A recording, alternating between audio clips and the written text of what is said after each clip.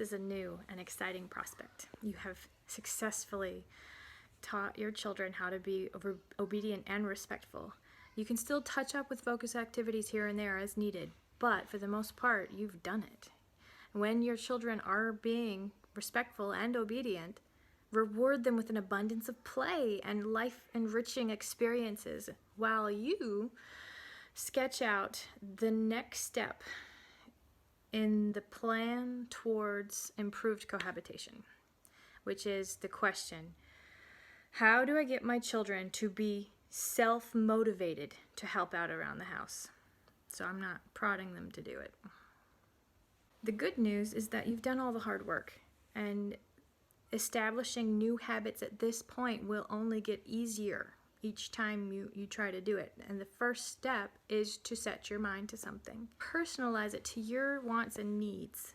What would you like to see? What do you need help with? Dishes, laundry, bathrooms, floors?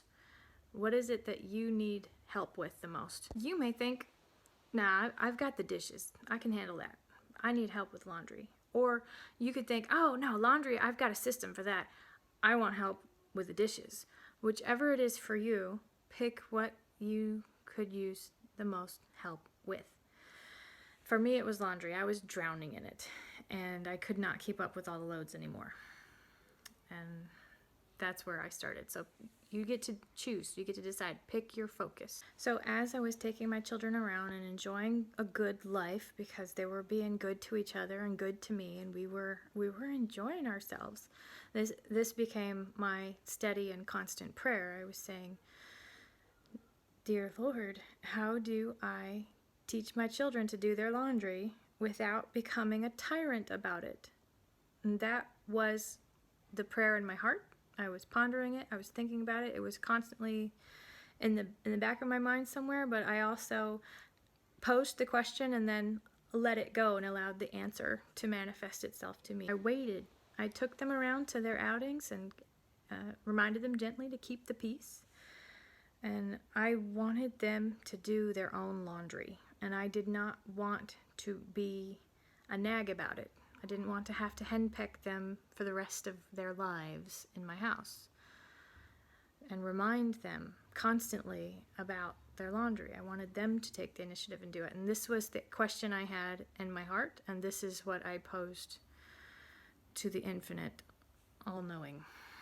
So I wanted this to be a pleasant transition, and I did not want to spend the rest of my life begging them to do it. The question was how, and as I went about enjoying our outings, I eventually came to the realization that there was something else also bothering me, and it was the amount of television my children were consuming. When my children were spending hours on the television, they would inevitably become Krabby Patties at each other's throats, and it was bothering me almost on an every other day kind of basis. Maybe it was a daily basis. It's been a while now since then, but nowhere in my social contract does it say that I am required to provide them with television. And that was my genius eureka moment. Thank you, Jesus, kind of thing.